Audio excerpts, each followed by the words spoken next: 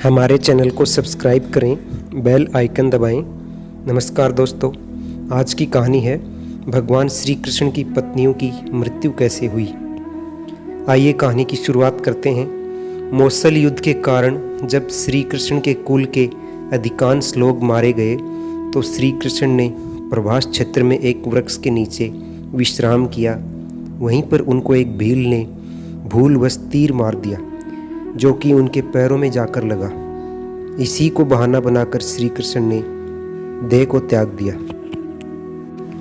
बलराम भी समुद्र में जाकर समाधि ले लेते हैं। जब अर्जुन के पास यह समाचार पहुंचता है तो वे द्वारिका पहुंचते हैं। उनके द्वारिका पहुंचने पर भगवान श्री कृष्ण को सभी पत्नियों सहित कई यदुवंशी महिलाएं बिलक बिलक कर रोने लगती हैं। पति और पुत्रों से हीन हुई इन स्त्रियों के अंतर्नाद को सुनकर अर्जुन भी रोने लगते हैं। उनसे उन स्त्रियों की ओर देखा नहीं जाता है। उनकी आंखों से लगातार अश्रुधारा बहने लगती है। यदुवंश की सभी स्त्रियां अर्जुन को घेर कर इस आस में बैठ जाती हैं कि अब हमारे बारे में कोई तो निर्णय लेने वाला आया है।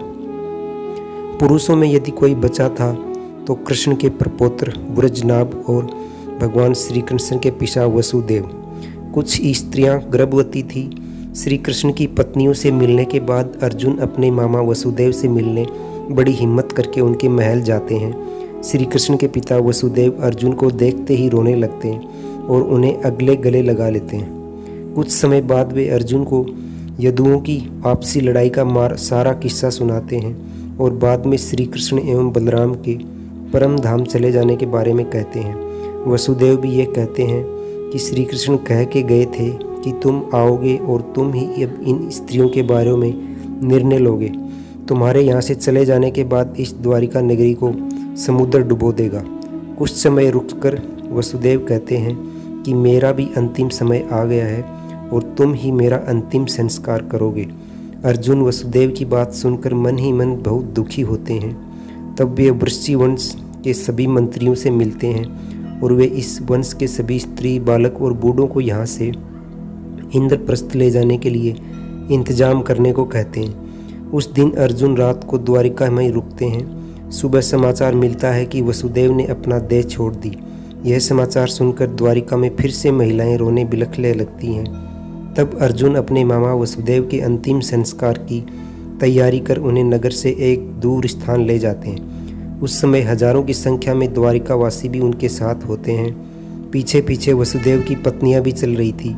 उनकी 4 पत्नियां थी, देवकी, भद्रा, रोहिणी और मदिरा। जब चिता में आग लगा दी गई तो वे भी सभी पत्नियां भी उस चिता पर बैठ जाती हैं। यह भयंकर दृश्य देख अर्जुन का दिल फट जाता है। इसके बाद अर्जुन उस स्थान पर गए जहां यदुवंशी आपस में लड़कर मारे गए थे। वहां कई संख्या में वीरों के शव पड़े थे। अर्जुन ने सभी का अंत्येष्टि कर्म किया और 7वें दिन प्रेत विधि कर्म करके अर्जुन सभी द्वारकावासियों के साथ वहाँ से निकल पड़े। उनके साथ ऊंट, घोड़े, खच्चर, बैल, रथ आदि पर सवार द्वारकावासियों के साथ ही भगवान श्री कृष्ण की 8 पत्नियां भी थी। साथ में श्री कृष्ण का प्रपौत्र वज्रनाभ भी था। कहते हैं कि यह लाखों लोगों का लश्कर था। अर्जुन के द्वारिका से निकलते ही नगरी समुद्र में डूब जाती है। इस अद्भुत दृश्य को द्वारिकावासी अपनी आंखों से देखकर आश्चर्यचकित हो जाते हैं। उस समय वे सभी बस यही सोचते हैं कि देव की लीला अद्भुत है। यह समुद्र तक रुका था जबकि हम सभी द्वारिका के बाहर नहीं निकल जाते।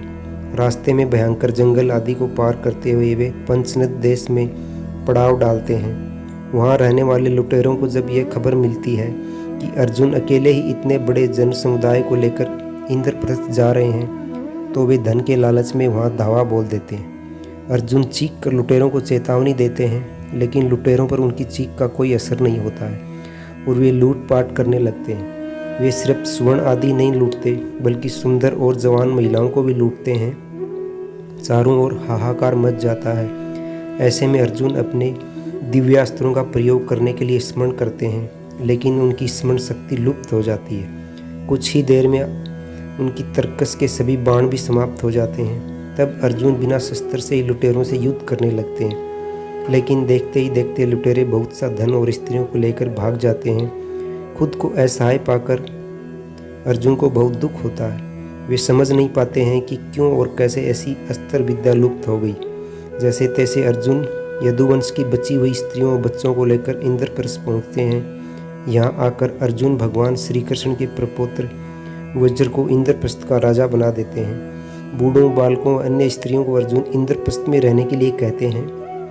इसके बाद ब्रज के सब बहुत रोकने पर भी अक्रूर जी की स्त्रियां वन में तपस्या करने के लिए चली जाती हैं। भगवान श्री कृष्ण की 8 पत्नियां थीं, जिसमें से रुक्मिणी और जामवंती अग्नि में प्रवेश कर जाती हैं। सत्यभामा तथा अन्य देवियां तपस्या का निश्चय करके वन में चली जाती हैं। गांधारी, शैव्या, हनुमती आदि का अग्नि में प्रवेश करने का उल्लेख मिलता है। श्री कृष्ण की पत्नियां सत्यभामा, जामवंती, रुक्मिणी, कालिंदी, मित्रबिंदा, सत्या, भद्रा और लक्ष्मणा थी।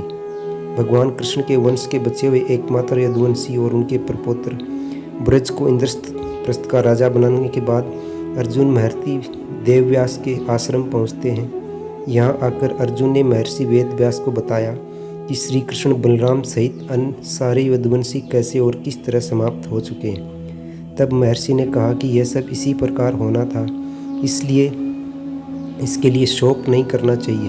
अर्जुन यह भी बताते हैं कि किस प्रकार साधारण लुटेरे उनके सामने यदुवंश की स्त्रियों का हरण करके ले गए और वे कुछ नहीं कर पाए। इसके बाद किस तरह कृष्ण की पत्नियों ने अग्नि भी कूद में जान दे दी और कुछ तपस्या करने वन चली गई।